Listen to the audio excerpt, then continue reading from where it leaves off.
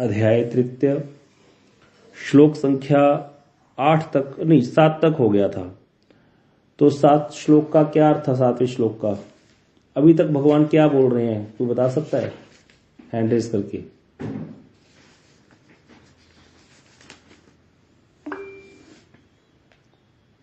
हाँ जी,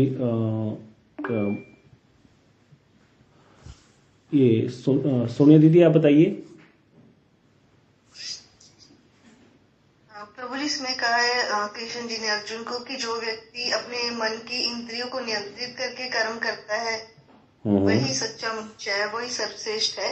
कि कर्म ना करने से तो शास्त्र विहित कर्म करना ही अच्छा है। बिल्कुल सही बात। शास्त्र विहित कर्म क्या होता है, कोई बता सकता है? आप ही बताइए। जो भक्ति के अनुकूल है प्रभु जी, जैसे यज्ञ, तपस्या, दान वगैरह, ये सब जो भक्ति के प्रतिकूल है उसको छोड़कर जो भक्ति के अनुकूल आती हैं। नहीं ऐसे वो ठीक है, वो भी सही है, लेकिन शास्त्रीय भाषा में बोलोगे तो बोलना है वैदिक कर्म, शास्त्रीय कर्म, अर्थात 2 तरह के कर्म होते हैं। शास्त्रीय कर्म कौन कौन से? प्रीति दीदी आप बताइए। हाँ जी, एड्रेस किया। शास्त्र विहित कर्म कौन से कितने होते हो? 2 प्रकार के वैदिक कर्म जो होते हैं।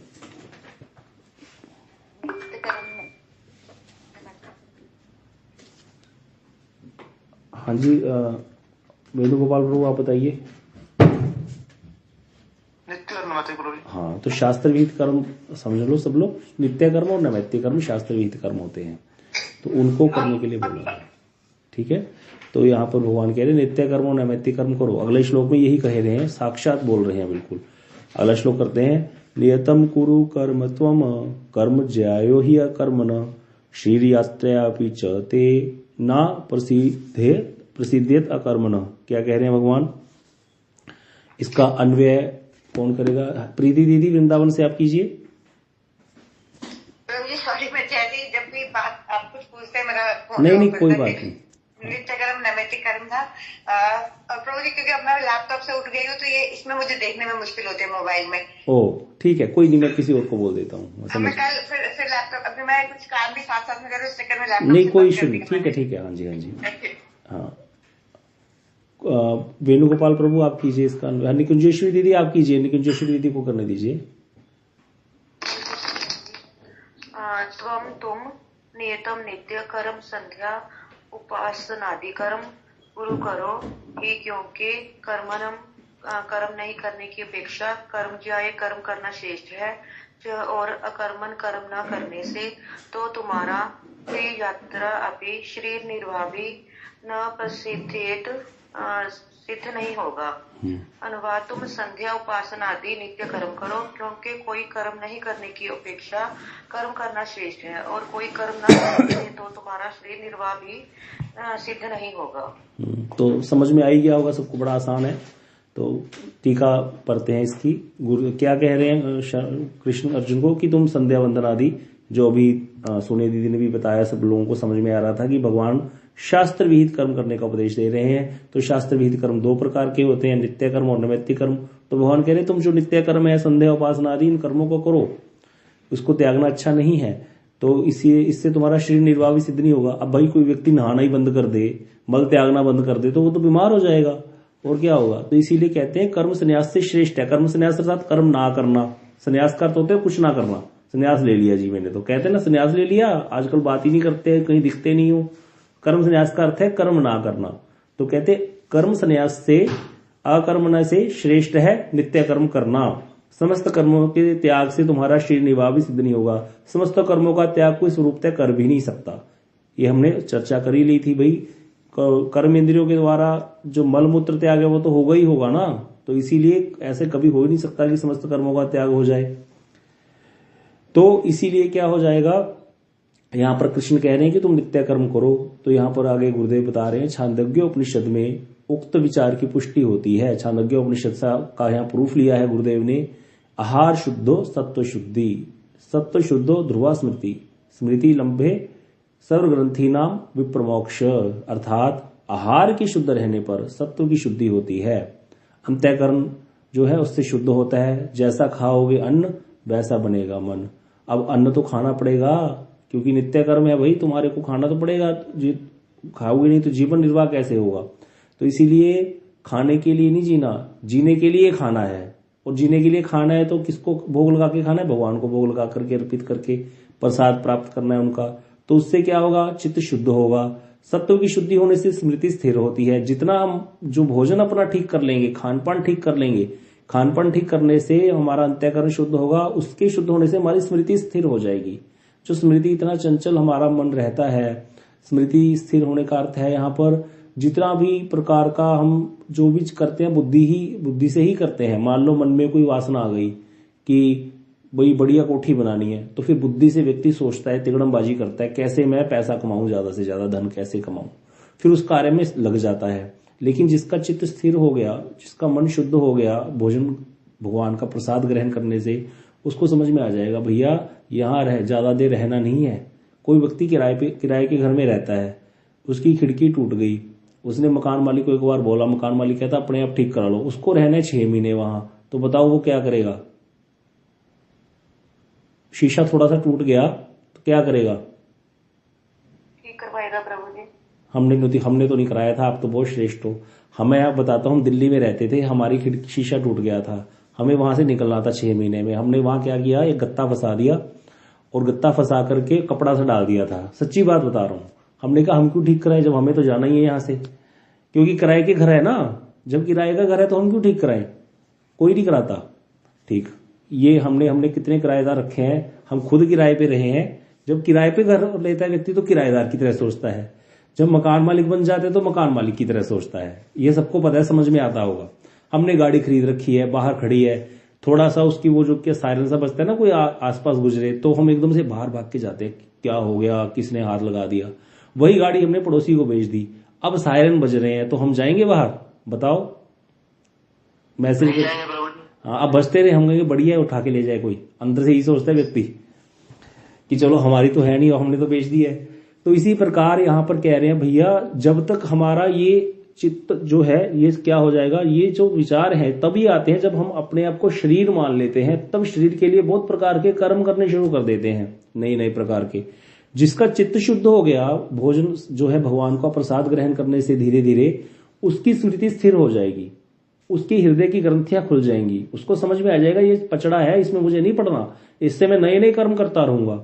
इसीलिए यहाँ कह रहे हैं और भी भुंजते थे अब तो हम पापा ये पचंती आत्म कारणात्। ये श्लोक आपने महाराज जी के मुख से कितनी बार सुना होगा कि जो भगवान को भोग लगा करके नहीं खाते, अपनी तृप्ति के लिए खाते हैं, वो पाप ग्रहण करते हैं।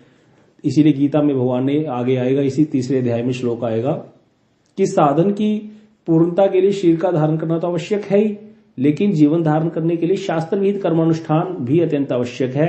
जो लोग केवल कौतूहलवश अशुद्ध चित्त रहने पर भी कर्म त्याग रूप संन्यास ग्रहण करते हैं, चित्त तो अशुद्ध है और कर्मों को त्याग कर दिया सारे, उसके क्या होगा? हृदय तो मलिन है, उसमें ज्ञान का प्रकाश होगा नहीं और जीवन यात्रा भी निर्वाह नहीं होगी, इसीलिए कष्ट होगा। फिर ऐसा देखा जाता है, फिर वो गाली देते हैं। देखा जाता है ना, कई लाल कपड़ा पहन करके घूम रहे होते हैं, घरों में साधु आ जाते हैं, बीड़ी पीने वाले साधु, और बीड़ी पीने वाले साधु को खाना ना दो, फिर कितनी गाली देता है। क्यों? उसका भी क्या हो गया है? कर्म त्याग तो कर दिया उसने, कर्म तो नहीं कर रहा कोई, अब संन्यास ग्रहण कर लिया कर्म से तो उसने, और भीख मांग के खाना शुरू कर दिया। अब कोई नहीं देता तो गाली देता है, हृदय में ज्ञान का प्रकाश तो हुआ ही नहीं। तो इसीलिए ऐसे जो है, इससे अच्छा भगवान कहते क्या करो, शास्त्र विहित कर्मों को करो, उससे दोष नहीं होगा। ये अगला श्लोक भी इंपॉर्टेंट है, इसको याद कर सकते हैं। इसमें किसी को ऐसा तो नहीं होगा ना, समझ नहीं आया, जैसे अभी बता रहे थे ना, किसी दीदी ने बताया था कि भक्ति के रिलेटेड जो कार्य हैं उनको ग्रहण करके चलो, तो वही बात भी यहाँ पर एक तरह से गुरुदेव बोल रहे हैं कि भगवान को भोग लगा करके ठाकुर जी को फिर प्रसाद हम ग्रहण करेंगे तो उससे चित्त शुद्ध होगा। यज्ञार्थ कर्म अनेतर लोकोयम कर्म बंधन तदर्थम कर्म कौन्तेय मुक्त संग समाचर। यहां पर ये बहुत इंपॉर्टेंट श्लोक है। हाँ जी, राष्ट्रीय दीदी आप कीजिए इसकी अन्वय। कौन्तेय हे कुंती नंदन, यज्ञ अर्थात विष्णु अर्पित निष्काम कर्मन अन्यत्र कर्म के अतिरिक्त अयम लोक इस मनुष्य का कर्म बंधन भक्ति होता है। तदर्थम विष्णु के लिए मुक्त संघ सन पलाक्षा रहत होकर कर्म समाचर कर्म का भली भांति आचरण करो।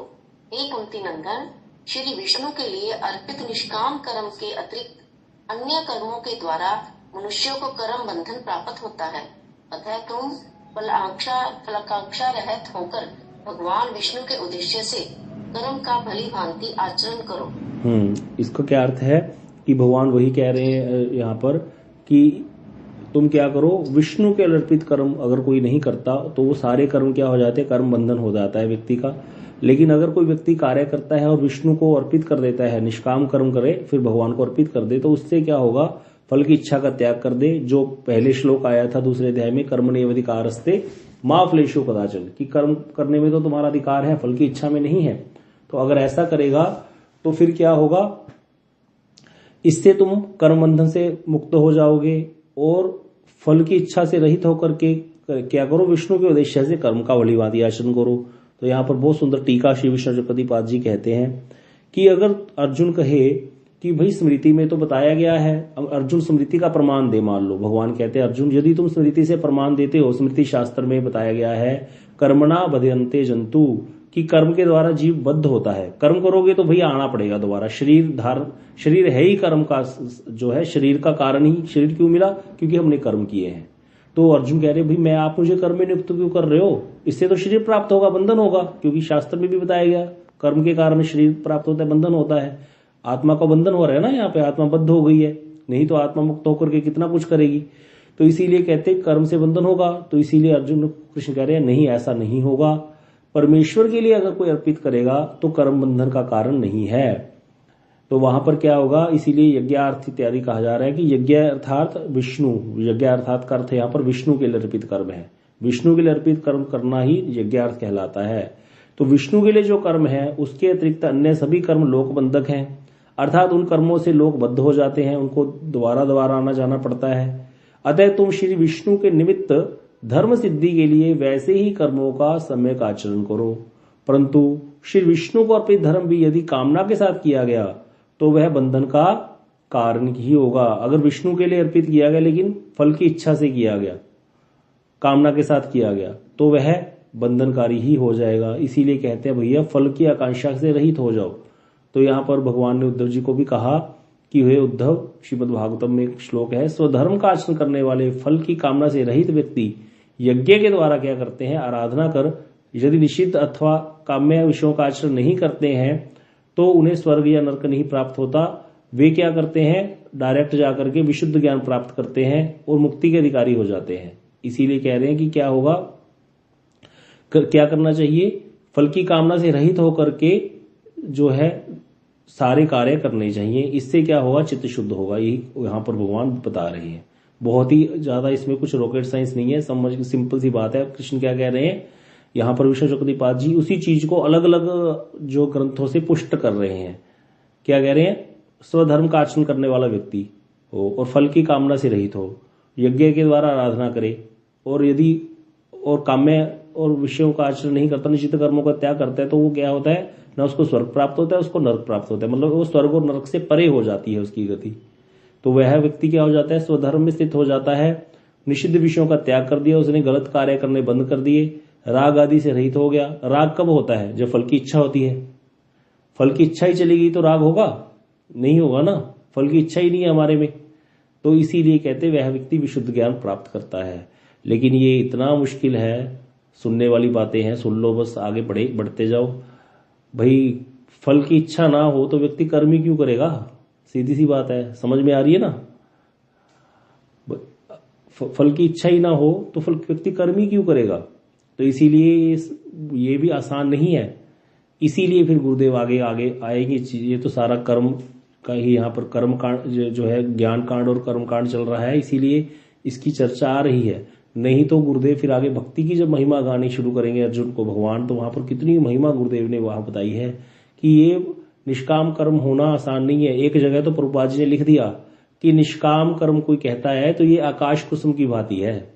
आकाश में फूल खिल गए, खुलते हैं कभी आकाश में फूल, आसान है निष्काम होना। तो इसीलिए क्या करो, भक्ति योगी हो जाओ। भक्ति योगी क्या होता है, कामना भी है अभी हृदय में, जो कनिष्ठ भक्त है, लेकिन भजन करने लग गया। भजन के प्रभाव से हृदय में बस इच्छा ये है कि कामना, गोस्वामी तुलसीदास जी लिखा है कि सदगुरु वैद वचन विश्वासा संयम नाय है विषय कर आशा, बस इतना। अगर भक्ति में क्या करना है आगे बढ़ने के लिए, सदगुरु रूपी वैद्य के वचनों में विश्वास हो जाए। जैसे कोई व्यक्ति डॉक्टर के पास जाए और उसको पहले से ही पता है डॉक्टर बहुत बढ़िया है, तो वहां पर क्या है, जब डॉक्टर बहुत बढ़िया है तो उसकी श्रद्धा होगी उसकी हर बात पे, उसकी बात को सुनेगा और उसको फॉलो करेगा, क्योंकि उसको पता है इसने बहुत बड़े बड़े लोगों का इलाज किया है। लेकिन किसी की श्रद्धा ही नहीं है डॉक्टर के बात में, तो वो जाकर के मेडिसिन ले भी आएगा तो खाएगा नहीं। उसने कोई बात कही है परहेज करने की तो उसको करेगा नहीं। जैसे मैं बताता हूँ, एक बार क्या हुआ, संगरूर में एक डॉक्टर था, वो तो हम उसको दिखाने चला गया मैं। अब मैं गया था उसको गर्दन दिखाने अपनी, कि सर्वाइकल का पेन सा फील हो रहा था। तो जब मैं दिखाने गया तो डॉक्टर की पीठ में इतना दर्द हो रहा था, वो खुद चीखे मार रहा था बैठा, डॉक्टर हड्डियों का। अब उसने मुझे दवाइयां लिख दी और एक्सरे वगैरह लिख दिया। ना मैंने एक्सरे कराया ना मैंने कुछ, मेरे को लगा ये खुद तो इसका अपना इलाज नहीं हो रहा इससे, तो खुद इतना चीखे मार रहा है बैठा वहां पे, बार बार कभी ऐसे हो रहा है कभी वैसे हो रहा है डॉक्टर। तो वो दूसरी तरह से पढ़ करके बना हुआ था, कम नंबरों में भी जो बन जाते हैं डॉक्टर, तो ऐसे था, उसको आता ही नहीं था कुछ। तो इसीलिए फिर मैंने दवाई नहीं ली वो, क्योंकि भाई विश्वास ही नहीं होगा। तो यहाँ पर यही कह रहे हैं कि क्या, जब सदगुरु वैद वचन विश्वासा, हमारा गुरु जी के प्रति श्रद्धा होगी, पूरी निष्ठा होगी, तब हम गुरु जी की बात को फॉलो करेंगे। अभी निष्ठा ही नहीं हुई हमारी, अभी हमारे संशय बने हुए हैं, इसीलिए हमें शास्त्र सुनने हैं, शास्त्र वाणी को सुनना है। शास्त्र वाणी हमारे जो संशय उनका नाश करके हमारी जो विश्वास है उसको दृढ़ करेगी। और गोस्वामी जी ने लिखा है, बिन विश्वास भक्ति नहीं, तेहि बिनु द्रवी न राम। जब तक विश्वास नहीं आएगा तब तक भक्ति नहीं होगी। और राम कृपा बिनु सपने हूं जीवन अल्लाह विश्राम। जब तक राम जी द्रवित नहीं होंगे, भगवान द्रवित नहीं होंगे, तो सपने में भी जीव को विश्राम नहीं मिल सकता। सपने भी हमको कैसे आते।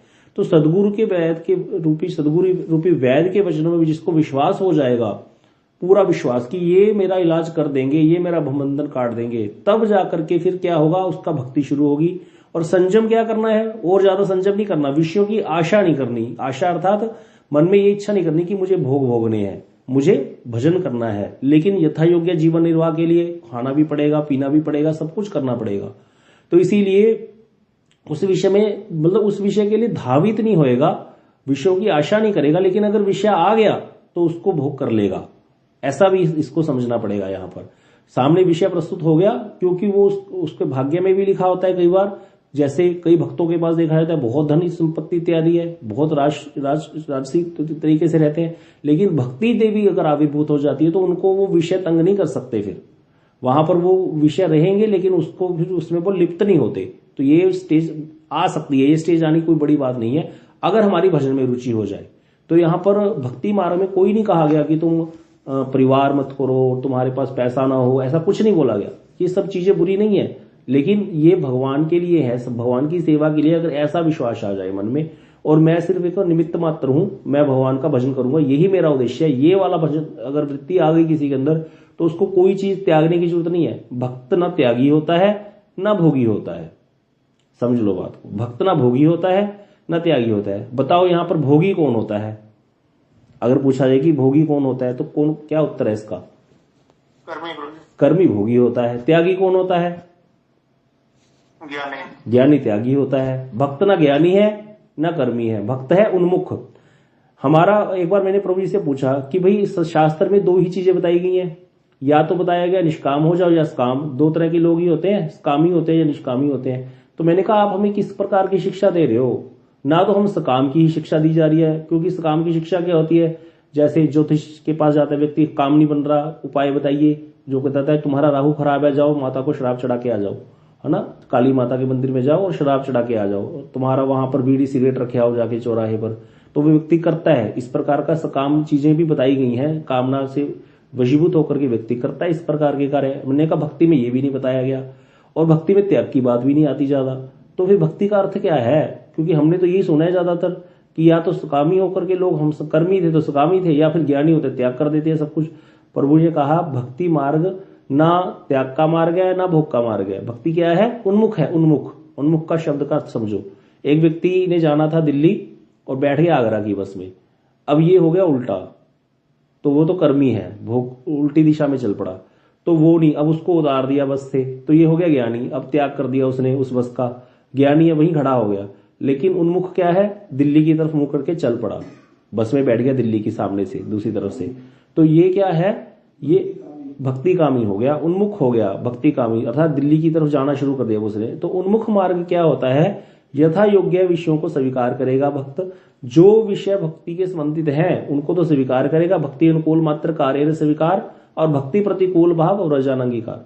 हम इन सब चीजों को सुन रहे हैं, यहाँ पर इनको सुनना मात्र है। ये हमारे लिए भक्त लोग इसको कैसे ग्रहण कर पाएंगे कि ऐसे निष्काम हो जाए या वैसे। हमने तो क्या करना है, हमने तो भक्ति के अनुकूल कार्यों को स्वीकार करना है और भक्ति के प्रतिकूल कार्यों को त्याग करना है, जैसे भी सोनिया दीदी पहले बता रही थी।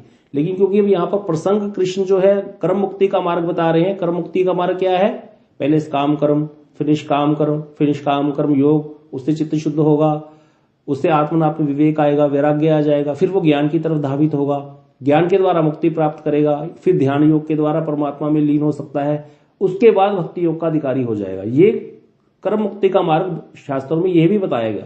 लेकिन सद्य मुक्ति का मार्ग क्या है, जिस अवस्था में भी है डायरेक्ट भजन करना शुरू कर दिया और फिर धीरे धीरे धीरे धीरे भजन करते करते अपने आप हृदय से वासनाएं दूर हो जाएंगी, कामनाएं दूर हो जाएंगी। क्योंकि ये संसार एक लैब है, यहाँ किसी को कुछ सिखाना नहीं पड़ता। हम लोग तो बहुत चिंता करते हैं अपने बच्चों की, बच्चों को पालना है, उनके लिए धन जोड़ना है, उनका विवाह करना है। अगर किसी के माता पिता बच्चे के मर जाते हैं, क्या उसका विवाह नहीं होता, क्या उसके पास धन नहीं होता? देखा जाता है बहुत ज्यादा धन भी होता है कई बार उल्टा। तो वो सब अपना प्रारब्ध लेकर के आया है। इसीलिए जिन चीजों के लिए प्रयत्न नहीं करना चाहिए उसके लिए तो हम प्रयत्न करते रहते हैं सारा जीवन, और जिस चीज के लिए प्रयत्न करना चाहिए उसके लिए हम प्रयत्नशील नहीं होते। शास्त्र हमें यही सिखाता है कि भैया जो करने आए वो करो, जो पहले से ही निर्धारित है तुम्हारे लिए उसके लिए क्या चेष्टा करनी, वो तो तुमको मिल ही जाएगा। एक कथा छोटी सी याद आ गई। एक व्यक्ति था, एक साधु थे, वो किसी के घर गए तो जाकर के देखा उसका बेटा था, वो व्यक्ति नहीं था जिसके पास जाते थे। उसको बोला देखो भाई, तुम्हारा पिताजी बड़े संत सेवी थे, मैं तो तुम्हारे घर में आता था पहले, तुम तो बहुत छोटे थे तब, अभी वो कहते पिताजी तो चले गए। तो बोले कोई बात नहीं, आप आइए रहिए, साधु का सम्मान है। तो उसने, बेटे में भी अच्छे संस्कार थे, उसने साधु को घर में रखा। तो रात को जब उसने भोजन इत्यादि कराया साधु को, तो महाराज जी ने पूछा भैया तुम बताओ तुम्हारा घर कैसे चलता है? बोला ज्यादा तो कुछ नहीं है, मैं एक गधा है उससे बोझा ढोता हूँ लोगों का सामान, और उससे जो पैसे आते हैं उससे मेरे जीवन निर्वाह चल जाता है। कोई साधु घर में आ जाए उसकी भी सेवा हो जाती है, पिताजी जैसे मुझे संस्कार दिए, और ऐसे मेरा जीवन निर्वाह हो रहा है। संग्रह मेरे पास कुछ नहीं है, अगर कोई कहोगी मेरे पास बैंक बैलेंस है या कुछ है, ऐसा कुछ नहीं है मेरे पास। तो उन्होंने कहा नहीं, कुछ तो हर व्यक्ति के पास कुछ ना कुछ तो रहता ही होता है, कोई कितना भी कहे मेरे पास कुछ नहीं है, गरीब से गरीब व्यक्ति के पास भी कुछ ना कुछ होता है। तो बोले फिर भी तुम्हारे पास कुछ तो बचता ही होगा शाम तक। बोला ऐसा तो कुछ ज्यादा नहीं है, लेकिन हाँ रोज एक गधा जो मेरा, जिससे मैं सामान ढोता हूँ बोझा, और 5 रुपए तो मेरे पास बच ही जाते हैं। फिर भी गधा और 5 रुपए तो मेरे पास बच ही जाते हैं, बाकी मेरा आटा दाल चावल आ जाता है, उससे मेरा घर चलता है। तो साधु ने कहा आज तुम्हारे पास है वो गधा और 5 रुपए? बोले हाँ है। बोले इसको दान करे आना सुबह। और साधु ने कहा तो उसने बात मान ली, और जाकर के दान करके आ गया। जो उसके पास 5 रुपए थे वो गधा। अब गधे से तो वो बेचारा सामान ढो के लोगों से पैसे कमाता था, पुरुषार्थ कर रहा था, लेकिन वो भी चला गया। अब उसने क्या, बैठा रहा घर में। अब शाम को सोचा कुछ तो करूं, साधु भी घर में बैठे हैं, कुछ तो लेकर के आऊं, कोई व्यवस्था करूं। बाहर निकला तो एक व्यक्ति खड़ा था गधा और 5 रुपए लेके हाथ में। बोला ये ले लो, मैं सुबह से मुझे देने थे किसी को, अब तुम्हें देकर जाऊंगा, नहीं तो फिर मेरे लिए बड़ा मुश्किल है। बोला नहीं मैंने तो सुबह दान किया। बोला नहीं तुमको लेना पड़ेगा जी। उसने उससे ले लिए और आ गया घर में। साधु ने बोला ये कहां से ले? बोले कोई दे गया। बोले कोई बात नहीं, कल फिर दान करे आना। तो अगले दिन फिर वो उसको देके आ गया। ऐसे ही चलता रहा 4, 5, 6 दिन। भगवान को, ठाकुर जी को प्रस्तुत होना पड़ा साधु के सामने। बोले तुम क्या कर रहे हो ये? बोले कुछ नहीं प्रभु, मैं तो इससे दान करवा रहा हूँ, यज्ञ दान करना चाहिए, यज्ञ करना चाहिए, दान करना चाहिए। बोले प्रभु कहते इसके भाग्य में एक गधा और 5 रुपए तो लिखे हैं, निर्धारित है, तुम इससे दान करवा देते हो, मुझे किसी की व्यवस्था करनी पड़ती है, भेजना पड़ता है इसके पास किसी को कि जाकर के देके आओ। तुम मेरे कार्यों में पहले इतना है काम, यहाँ पर सृष्टि का हस्तक्षेप क्यों कर रहे हो बीच में? तो ये साधु ने उसको दिखाया कि तुम जो कर रहे हो वो सही कर रहे हो। बालक को जो भी मिलता है हमें अपने प्रारब्ध से हमसे मिल ही जाना है, कोई कुछ कर ले, जो भी मिलना है हमको मिल ही जाना है। उसके लिए क्या चेष्टा करनी, जो कार्य अपने आप होने वाला है हमें बस निमित्त मात्र होकर के कार्य करना है। उसमें फल की इच्छाएं करना, फल तो जो है पहले से निर्धारित हो चुका है हमारे कर्मों के हिसाब से। तो इसीलिए भक्ति जो है वो ऐसा कार्य है जो व्यक्ति स्वतंत्र है। भक्ति हमारे मन में इच्छा आएगी तब भगवान भक्ति देंगे। भगवान हमारी स्वतंत्र इच्छा में हस्तक्षेप नहीं करते। किसी काम में हो जाता है, कालिया पर भगवान ने कृपा कर दी, उसके भी कारण श्रील विश्वचक्रवर्ती जी ने बताए। लेकिन हमें तो प्रार्थना करनी पड़ेगी, हमें जाकर गिड़गिड़ाना पड़ेगा कि नहीं पड़ेगा। एक छोटी सी बात याद आ गई, हमारे संगरूर में प्रेम स्कूल है एक, यहाँ बस स्टैंड के पास खालसा स्कूल, तो वहां पर हमारा 10th का वो बनता था बोर्ड, तो वहां भी 10th के पेपर हो रहे थे। अब टीचर्स क्या करते थे हमारे, जब 10th की बोर्ड होता है वो तो दूसरा होता है, पंजाब बोर्ड का पेपर था, तो उसमें बच्चों के नाम से रोल नंबर आते थे। तो नाम में क्या करते थे, जैसे मेरा नाम मोहित है, मैं थोड़ा ज्यादा पढ़ लेता हूँ, अच्छे से समझ लेता हूँ, तो मेरे पीछे एक व्यक्ति था मिट्ठू, उसको रख दिया। क्यों रख दिया? क्योंकि उसको पास भी होना मुश्किल था कि इसको नकल करवा देगा। अब क्या हुआ, वो नकल कर रहा था बैठ के, मेरे को बोला गया था इसको इतना करा दिया करो जिससे ये पास हो जाए। उसको तो बाद में कैंपा गोलो की दुकान ही लगानी थी बाहर बस स्टैंड के। अब वो बैठकर नकल कर रहा था, इतने में फ्लाइंग आ गई। फ्लाइंग आएगी तो उसका पेपर पकड़ करके ले गई फ्लाइंग। अब ले गई पेपर पकड़ के, तो क्या हुआ कि वो तो बैठा रहा मेरे पीछे, ऐसे बैठा रहा चुपचाप करके सिर नीचे करके। तो इसने किसी ने जाकर फ्लाइंग वाले सर को बोला कि सर बेचारा गरीब बच्चा है, कोई बात नहीं है ना, उसको तो 10th ही पास करनी है, हो जाती है बच्चों से गलती, कोई नहीं कृपा करो। बोला कृपा तो कर दूं, उसको थोड़ा बोल तो दो, मेरे पास आए तो सही, गिड़गिड़ाए थोड़ा बहुत तो कुछ करे, ऐसे ही कर दूं कृपा, मतलब भाई कुछ तो करना पड़ेगा। तो फिर उसको किसी ने जाकर बोला कि भाई जाओ, जाकर के सर को थोड़ा हाथ पार जोड़ो। उसने जाकर थोड़ा, वो तो तैयारी बैठे थे कि आए तो सही, आएगा ही नहीं, अपने आप ही चले जाएंगे वो उसके पास, ये तो बहुत ही गलत हो गया, ये तो रूल्स के खिलाफ हो गई बात। अब आया तो उन्होंने जाकर के उसको दे दिया उसकी शीट, और कुछ भी नहीं करा उन्होंने, पास भी हो गया वो, बढ़िया रहता है, परिवार हो गया, बच्चे हो गए, सब बढ़िया मौज कर रहा है। तो इसी प्रकार अगर हम भगवान के पास जाकर याचना ही नहीं करेंगे कृपा के लिए, प्रभु आपने कालिया पर इतनी कृपा करी, मैंने तो कोई यहाँ का जल विशैला नहीं करा, मैंने तो यहाँ वृंदावन में आके कोई ऐसा गलत काम नहीं करता हूं, मैं यहाँ आकर कभी गंदगी मत फैलाया करो, ब्रज में आकर सफाई करो। उल्टा भगवान एक एक चीज नोट करते हैं, हमारी हर चीज को देख रहे हैं, हर वस्तु को हमारे ध्यान से देख रहे हैं, भगवान क्या कर रहे हैं।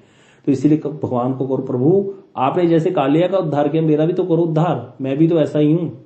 जैसे रूप गोस्वामी जी कल कह रहे थे, मेरे मन में कितने विषय वासना रूपी सर्प हैं, उन सबको कुचल दो, आप मुझे अपना बना लो, मुझ पर कृपा कर दो, मुझे भक्ति का आनंद पिया या प्रेम मत करी मोरे। बहुत सुंदर कीर्तन गाया है भक्ति ठाकुर जी ने कि मुझे वो प्रेम का प्याला पिला दो, मत कर दो मुझे, और सुन निज गुणगान, फिर मेरे से अपना गुणगान सुनो। क्योंकि जब जीव भगवान का हो जाएगा तो क्या करेगा, भगवान का गुण गाएगा कि नहीं गाया।